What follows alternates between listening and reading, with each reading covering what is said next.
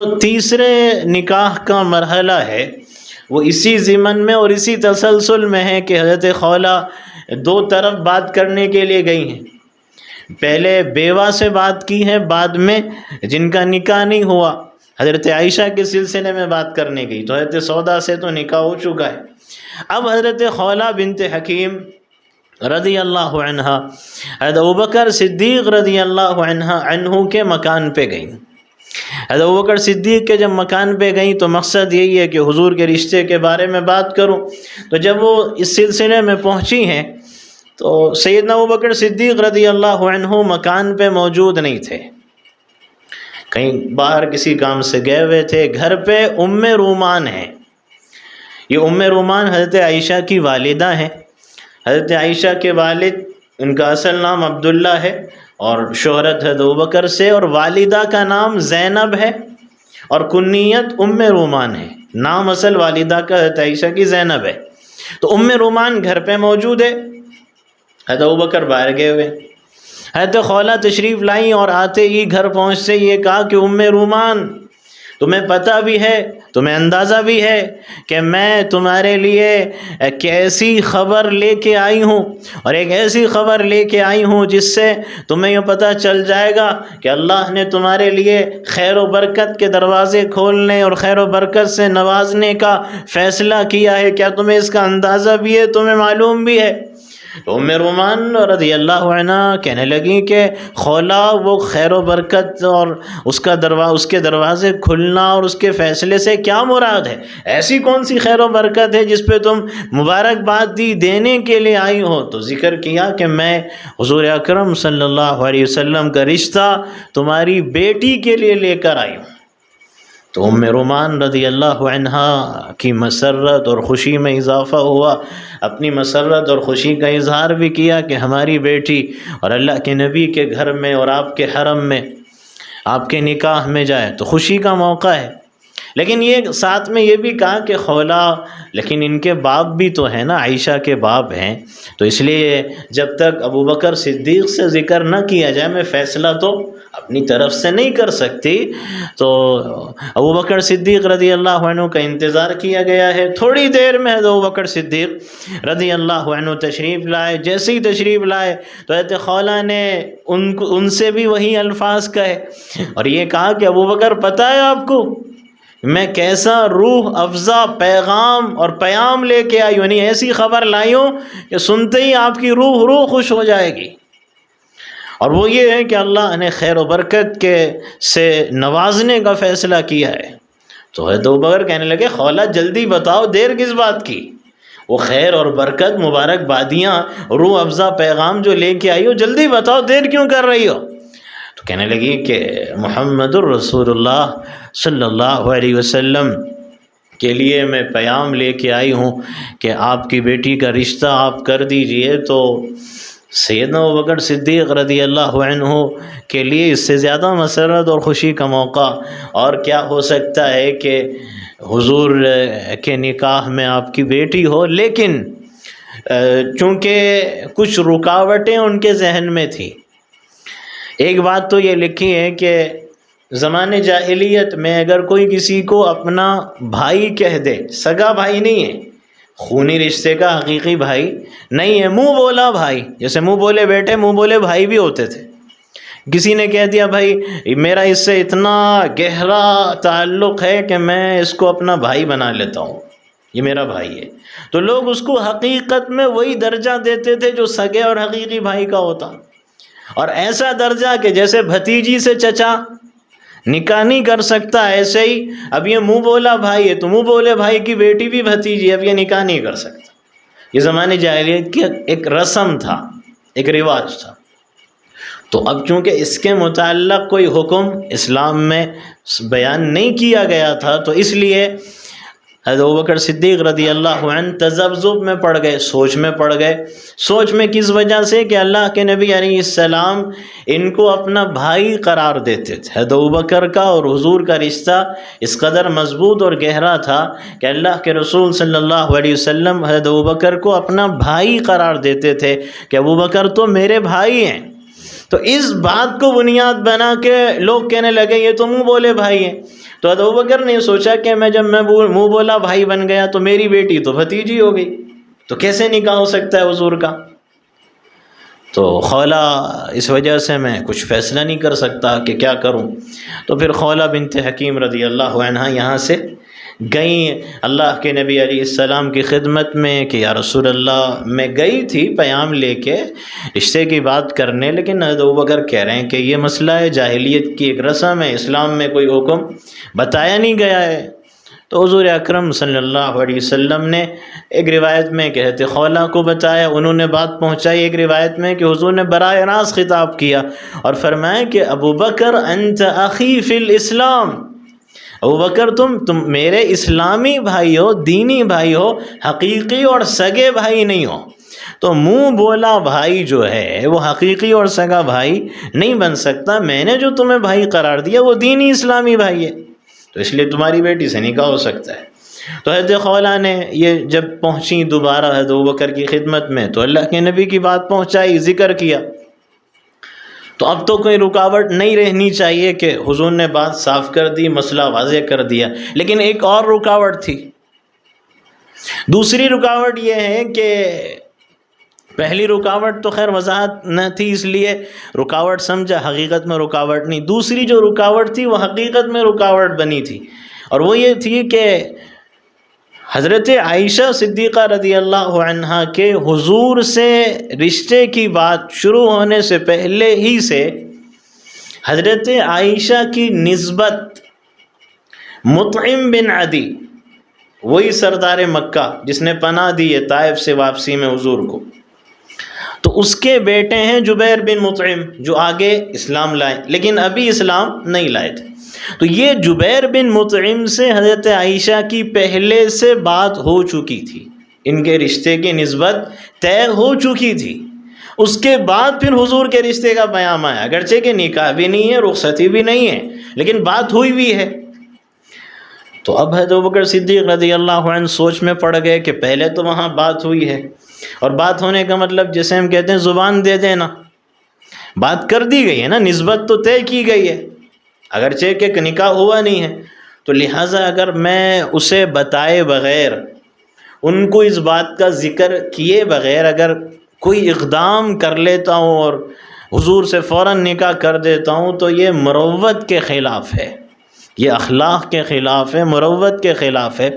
اگرچہ کہ بظاہر اگر دیکھا جائے دینی اور شرعی اعتبار سے تو وہ کافر اور مشرک ہے،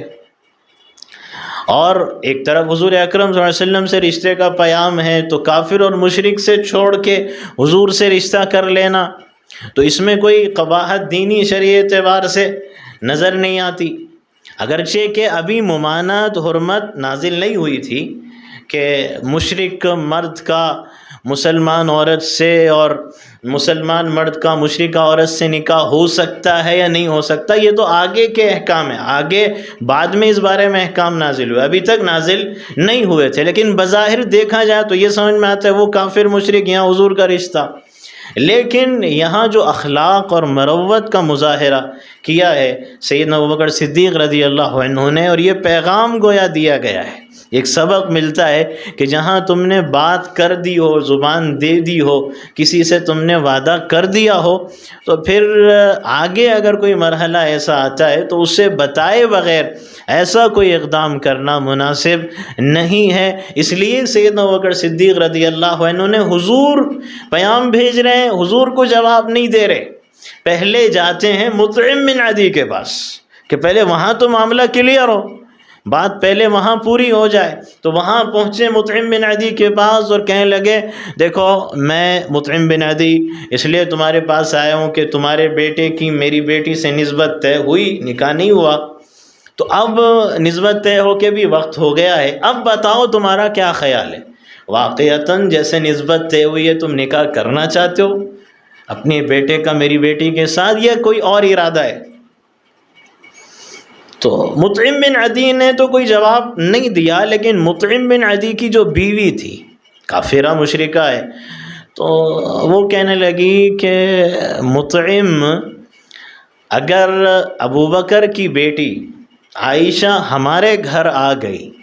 تو پھر جو میرا جو لڑکا ہے نا جبیر، جو باپ دادا کے دین پہ ہے، وہ اپنی بیوی کے محبت میں یہ بھی بددین ہو جائے گا اور یہ بھی دین اسلام قبول کر لے گا، اس لیے یہ رشتہ مجھے منظور نہیں ہے۔ تو حضرت ابوبکر نے جب بیوی کا جواب سنا تو پھر شوہر کی طرف، مطعم بن عدی، جبیر بن مطعم کے باپ کی طرف دیکھا اور کہا کہ بھئی تمہارا کیا خیال ہے؟ تمہاری بیوی نے تو یہ جواب دے دیا، تم باپ ہو، تمہارا فیصلہ آخری فیصلہ ہے۔ کہا کہ جو جواب میری بیوی کا تم نے سنا ہے ابوبکر، وہی میرا جواب ہے اور وہی میرا خیال ہے کہ یہ رشتہ ہمیں منظور نہیں، اس لیے کہ ڈر ہے کہ کہیں ہمارا بیٹا بھی مسلمان ہو جائے۔ تو خیر سیدنا ابوبکر صدیق رضی اللہ عنہ کو مقصد یہ تھا کہ وہاں سے بات مکمل ہو جائے تو آگے کی کارروائی ہو، تو اب واپس آئے، اندیشہ، خطرہ، خوف ٹل گیا، اور جہاں پہ بات کی تھی ان لوگوں نے بھی صاف بتا دیا کہ ہم خود نہیں کرنا چاہتے تو ہم وعدہ خلافوں میں شامل نہیں ہوں گے۔ انہوں نے انکار کر دیا تو ہماری ذمہ داری ختم ہو گئی۔ تو اب پھر اس بات کا اظہار کیا کہ ہاں میں اپنی بیٹی کا حضور اکرم صلی اللہ علیہ وسلم سے نکاح کرنے کے لیے تیار ہوں، اور ادھر تو انہوں نے اپنی رضامندی، آمادگی کا اظہار کیا ہے، اور اس سے پہلے ہی، نکاح سے پہلے ہی حضرت سودا رضی اللہ عنہ کو جس طرح حضور کے نکاح میں آنے سے پہلے ان کو خواب نظر آئے تھے، حضرت سودا کو جس سے اشارہ ملا تھا کہ میں حضور کے نکاح میں جاؤں گی، تو یہاں یہ ہوا کہ حضرت عائشہ کے حضور کے نکاح میں آنے سے پہلے حضور اکرم صلی اللہ علیہ وسلم کو کچھ ایسے خواب دکھا دیے گئے تھے جن سے آپ کو بتا دیا گیا کہ حضرت عائشہ آپ کے نکاح میں آنے والی ہے۔ تو اس سے آپ کو یقین بھی ہو گیا تھا کہ واقعتاً یہ میرے نکاح میں آئے گی، اور خواب جو آپ نے دیکھے ہیں نکاح سے پہلے وہ اس انداز کے خواب تھے۔ روایات میں لکھا ہے کہ اللہ کے نبی علیہ السلام نے خود یہ خواب نکاح کے بعد حضرت عائشہ کو خود سنائے، اور فرمایا تھا نکاح کے بعد کہ عائشہ میں نے تمہیں نکاح سے پہلے 3 مرتبہ دیکھا، اللہ نے 3 مرتبہ نکاح سے پہلے خواب کے ذریعے دکھایا، اور وہ اس طرح دکھایا کہ ایک مرتبہ تو میں نے یہ دیکھا خواب میں کہ سیدنا جبرائیل امین علیہ السلام تشریف لائے ہیں، سبز ریشمی کپڑا ہے اور اس میں کوئی چیز لپٹی ہوئی ہے اور وہ لے کے آ رہے ہیں سبز ریشمی کپڑے میں۔ تو میں نے پوچھا جبرائیل یہ کیا ہے؟ تو انہوں نے کہا کہ یہ عائشہ بنت الصدیق رضی اللہ عنہا ہے، اور پھر کہتے ہیں حضور کے خواب ہی میں نے کھولا تو دیکھا کہ یہ عائشہ صدیقہ ہے، اور پھر جب میں نے یہ خواب دیکھا تو میں نے اپنے دل میں کہا کہ اگر یہ خواب واقعتاً صحیح ہے تو پھر اللہ تعالیٰ اس کو پورا کر کے رہے گا، جس طرح میں نے خواب دیکھا ہے اگر یہ حقیقت ہے تو واقعی اللہ پھر اس کو پورا کر کے رہے گا۔ اور ایک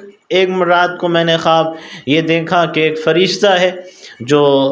ریشمی کپڑے میں کوئی ٹکڑا لے کے جا رہا ہے، اور میں نے پوچھا یہ کون ہے؟ تو مجھے یہ کہا گیا کہ یہ آپ کی بیوی ہے، اور جب وہ کپڑا ہٹایا گیا تو تمہاری شکل و صورت مجھے خواب میں دکھلا دی گئی تھی۔ تو نکاح سے پہلے اس کے اشارات اور بشارات آپ کو خواب میں ملنا شروع ہو گئے۔ تو اس طرح حضور اکرم صلی اللہ علیہ وسلم کے حضرت عائشہ سے نکاح کے لیے ابوبکر صدیق رضی اللہ عنہ نے رضامندی اور آمادگی کا اظہار کیا ہے۔ اب جب نکاح کا مرحلہ آیا ہے تو اس موقع پہ سیدنا ابوبکر صدیق رضی اللہ عنہ اپنی بیٹی سے انہوں نے نکاح کروایا ہے، اور اس وقت مہر مقرر ہوا، اور مہر 500 درہم مقرر کیا گیا۔ حضرت سودا کے لیے 400 درہم اور حضرت عائشہ کے لیے 500 درہم مہر مقرر کیا گیا ہے۔ نکاح تو ہو چکا تھا، مکہ مکرمہ میں نکاح ہو چکا تھا، لیکن رخصتی عمل میں نہیں آئی، اور یہ جو رخصتی ہوئی ہے یہ ہجرت مدینہ منورہ کے بعد ہوئی ہے، لیکن چونکہ یہاں نکاح کا ذکر آ گیا ہے تو رخصتی کا بھی ساتھ میں ذکر ہو جائے گا۔ یہاں جب نکاح ہوا مکہ مکرمہ میں تو حضرت عائشہ صدیقہ رضی اللہ عنہا اپنے ہی میکے میں اپنے گھر میں رہنے لگی، اس لیے کہ ابھی رخصتی نہیں ہوئی، یہاں تک کہ جب مدینہ منورہ ہجرت کی گئی ہے تو مدینہ منورہ ہجرت کرنے کے بعد حضرت عائشہ فرماتی ہیں کہ ہم بھی مدینہ چلے آئے، اور دار بن الحارث بن الخزرج ایک مکان تھا، تو وہاں ہم اپنے ابا جان اور اپنی امی کے ساتھ، اپنے بھائیوں کے ساتھ میں رہنے لگی، یہاں تک کہ مدینہ آنے کے بعد تقریباً حضرت عائشہ فرماتی ہیں کہ 7 مہینے گزرے۔ مدینہ آنے کے بعد 7 مہینے گزرے، تو 7 مہینے جب گزرے ہیں تو اس وقت پھر سیدنا ابوبکر صدیق رضی اللہ عنہ حضور اکرم صلی اللہ علیہ وسلم کی خدمت میں تشریف لائے اور عرض کیا کہ یا رسول اللہ، کیا آپ اپنے اہل کو اپنے گھر نہیں لے جائیں گے؟ اپنی گھر والی کو آپ اپنے گھر نہیں لے جائیں گے؟ اس لیے کہ نکاح کو اور اب تک جو زمانہ گزرا ہے تقریباً 3 سال ہو چکے تھے، نکاح ہو کے 3 سال ہو گئے، رخصتی نہیں ہوئی، تو آپ کیا اپنے گھر والی کو اپنے گھر نہیں لے جائیں گے؟ اور وجہ یہ ہے کہ حضرت ابوبکر کے ذہن میں یہ ہے کہ حضرت ابوبکر یہ چاہتے ہیں کہ میری بیٹی کی تعلیم اور میری بیٹی کی تربیت اور میری بیٹی کی کردار سازی اور سیرت سازی، اس کے لیے اللہ کے نبی علیہ السلام کی صحبت، یعنی آپ کے ساتھ رہنے سے زیادہ کوئی اور بہترین اور مؤثر ذریعہ نہیں ہو سکتا، جتنا میری بیٹی کو حضور کی خدمت میں صحبت میں رہنے کا موقع ملے، اتنی تعلیم و تربیت ہوگی، اتنی کردار سازی سیرت سازی ہوگی۔ تو حضور آپ اپنے اہل کو گھر لے جانے کا ارادہ نہیں رکھتے؟ تو حضور اکرم صلی اللہ علیہ وسلم نے فرمایا ابوبکر ارادہ تو ہے،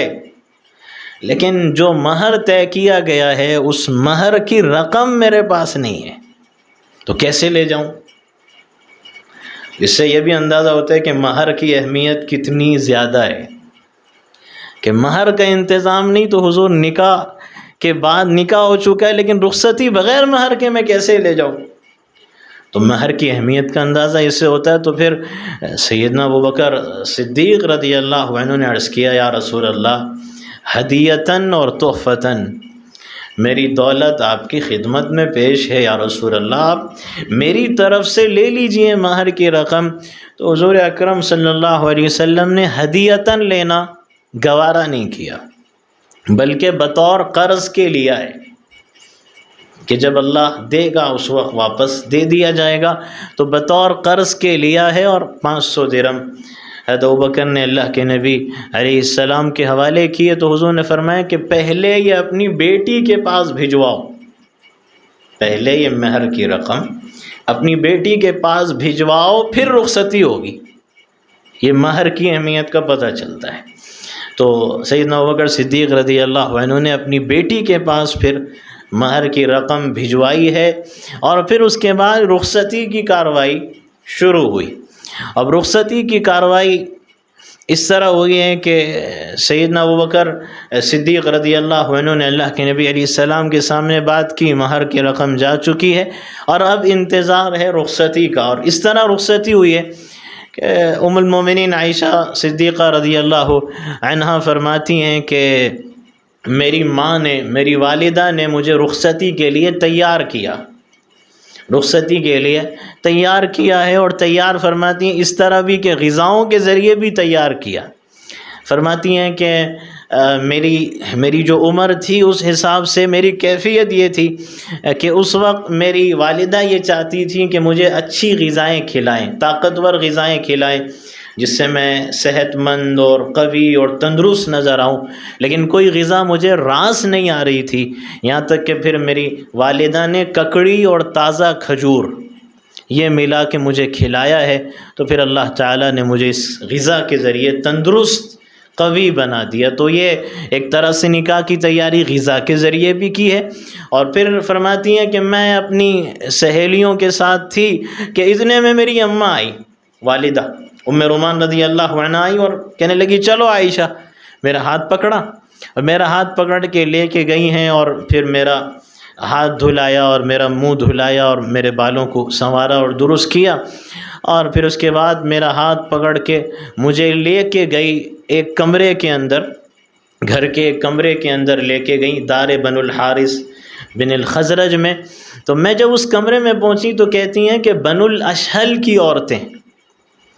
بنو الاشہل ایک قبیلہ تھا مدینہ منورہ کا، تو اس کی عورتیں ان کو لینے کے لیے آئی تھیں، ان کے استقبال میں ان کو لینے کے لیے آئی تھیں، اور وہ ایک کمرے میں موجود تھیں۔ تو کہتی ہیں کہ میری ماں نے تو تیار کیا، اور میں جب کمرے کے اندر پہنچی تو عورتیں بنو الاشہل کی بیٹھی ہوئی ہیں، اور جیسی میں کمرے میں داخل ہوئی تو ان عورتوں نے میرا بڑا استقبال کیا، خوش آمدید کہا، اور کہنے لگیں کہ علی الخیر والبرکہ وعلی خیر طائر، کہ خیر کے ساتھ آؤ اور برکت کے ساتھ آؤ اور نیک فالی کے ساتھ آؤ۔ یعنی یوں سمجھیں کہ یہ عورتیں لینے کے لیے بھی آئی ہوئی ہیں، اور ایک مہمان ہے کہ جو یہ بتانے کے لیے آئی ہیں کہ ہم تمہارے ساتھ اس موقع پہ موجود ہے۔ تو انہوں نے خیر اور برکت کی دعائیں دیں، نیک فالی کے کلمات کہے، اور اس کے بعد حضرت عائشہ فرماتی ہیں کہ ان عورتوں نے بھی مجھے سنوارا ہے۔ یعنی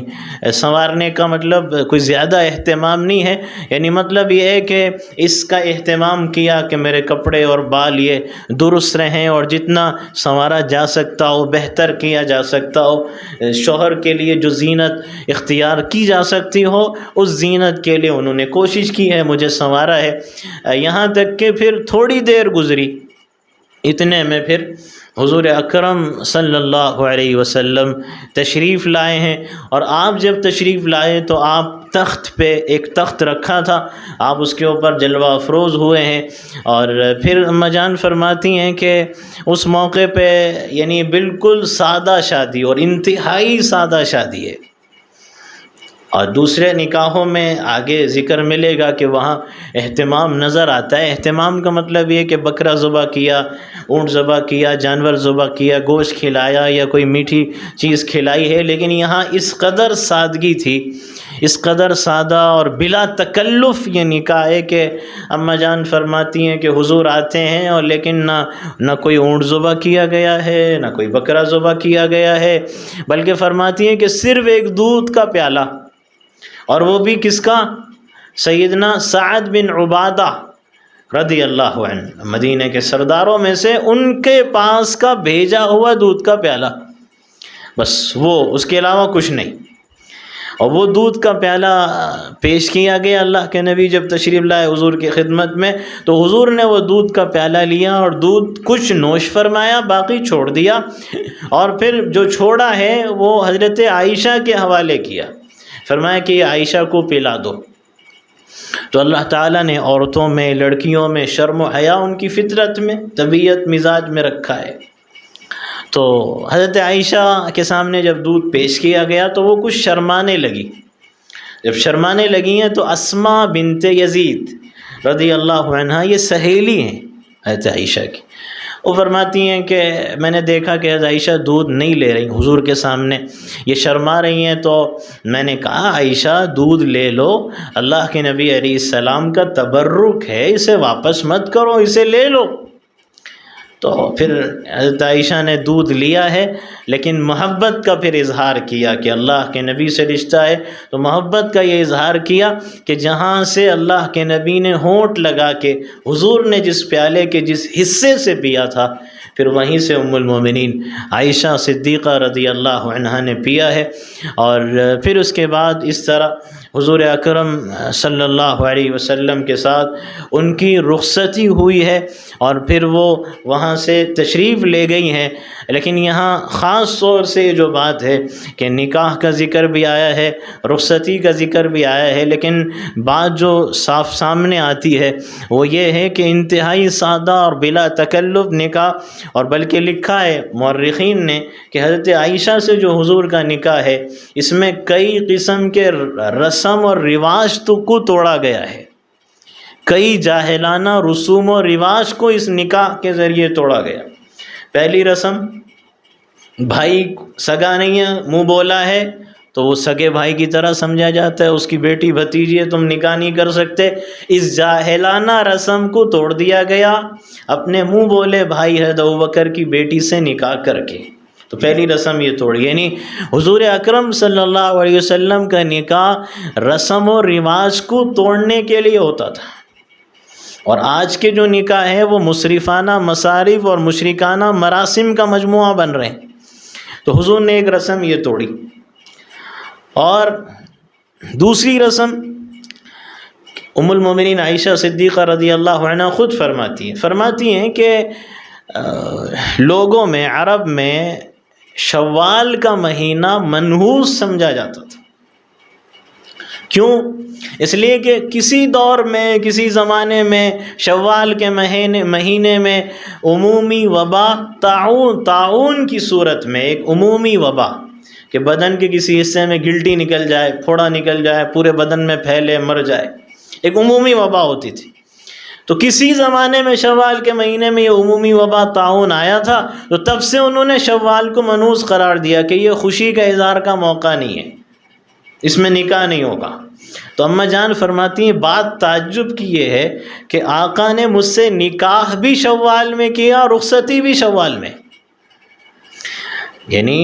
حضرت خدیجہ رضی اللہ عنہ کا انتقال ہے رمضان سن 10 نبوی رمضان، اور حضور نے نکاح کیا شوال میں، اور رخصتی شوال 1 ہجری میں۔ تو نکاح بھی شوال، رخصتی بھی شوال، جاہلانہ رسم و رواج، جاہلانہ توہمات، جاہلانہ غلط عقائد و نظریات کا قلع قمع جڑ سے اکھاڑ کے پھینک دیا۔ نکاح بھی شوال میں، رخصتی بھی شوال میں۔ اور اماں جان کے یہ الفاظ ہیں، فرماتی ہیں کہ لوگ منحوس سمجھتے تھے، لیکن میرے خیال میں میرا نکاح رخصتی بھی شوال میں ہوئی، لیکن مجھ سے زیادہ اللہ کے نبی کے حق میں خوش قسمت کوئی اور عورت نہیں ہوگی کہ جس کا نکاح بھی شوال، رخصتی بھی شوال میں، لیکن خوش قسمت مجھ سے زیادہ کوئی نہیں۔ تو یہ کیسا منحوس مہینہ! حضور نے یہ رسم توڑی، یہ توہم توڑا۔ اور اس کے علاوہ ایک رسم یہ بھی لکھی ہے کہ عرب کا ایک رواج یہ تھا، رسم یہ تھی کہ نکاح جب ہوتا تھا تو وہ دلہن کے سامنے آگ جلاتے تھے، ایک رسم، ایک رواج۔ تو آگ جلایا کرتے تھے، پھر اس کے بعد ہی آگے کی کارروائی ہوتی تھی۔ تو حضور اکرم صلی اللہ علیہ وسلم نے چاش کے موقع پہ حضور نے رخصتی فرمائی ہے، اور کوئی آگ نہ جلائی گئی، نہ آگ جلانے کی کوئی ضرورت پڑی ہے۔ یعنی یہ بتایا گیا کہ میں اس رسم و رواج کو بھی توڑنے کے لیے آیا ہوں، تو کوئی آگ نہیں جلائی گئی۔ اور ایک چوتھی رسم یہ تھی کہ محمل یا محفا، یہ عورتوں کی سواری کی پالکی ہوتی تھی، عورتوں کی سواری کی پالکی ہوتی تھی، ایک قسم کی سواری ہوتی تھی جس میں نکاح کے بعد عورت کو سوار کر دیا جاتا، اس میں بٹھایا جاتا۔ تو یہ ضروری سمجھا جاتا تھا۔ ایک تو ہے کہ بھی سواری میں بٹھاؤ، لے کے چل پڑو، لیکن ایک یہ کہ ضروری یہ سمجھا جاتا تھا کہ اب شوہر جو ملے گا، پہلی ملاقات جو اپنی بیوی سے کرے گا، اسی محمل یا محفا یعنی اسی پالکی میں کرے گا پہلی ملاقات، اس سے باہر نہیں کر سکتا۔ یہ بھی ایک رسم رواج تھا، ضروری سمجھتے تھے، لازمی سمجھتے تھے۔ تو حضور اکرم صلی اللہ علیہ وسلم نے اس جاہلانہ رسم کو بھی، اس جاہلانہ رواج کو بھی کبھی قلع قمع کر دیا ہے۔ اور آپ اندازہ کریں کہ رسول کونین ہیں، آپ نبی کونین ہیں، اللہ نے آپ کو نبی اور رسول بنایا ہے دونوں جہاں کا، اور پھر آپ اس اعتبار سے بھی شہنشاہ بھی ہیں، شہنشاہ بھی اس اعتبار سے ہیں کہ اللہ تعالیٰ نے آپ کو یہ اختیار بھی دیا ہے کہ اگر آپ چاہیں اور کہیں تو پہاڑوں کو ہم سونا چاندی بنا دیں، اور یہ آپ کے ساتھ چلتے اور پھرتے رہیں۔ وہ نبی جن کو رب العالمین نے جن کو یہ اختیار دیا کہ آپ چاہیں تو ہم پہاڑوں کو سونا چاندی بنا دیں، اس نبی کا نکاح کتنا سادہ ہے کہ اس نکاح کے اندر نہ تکلفات سے کام لیا گیا ہے،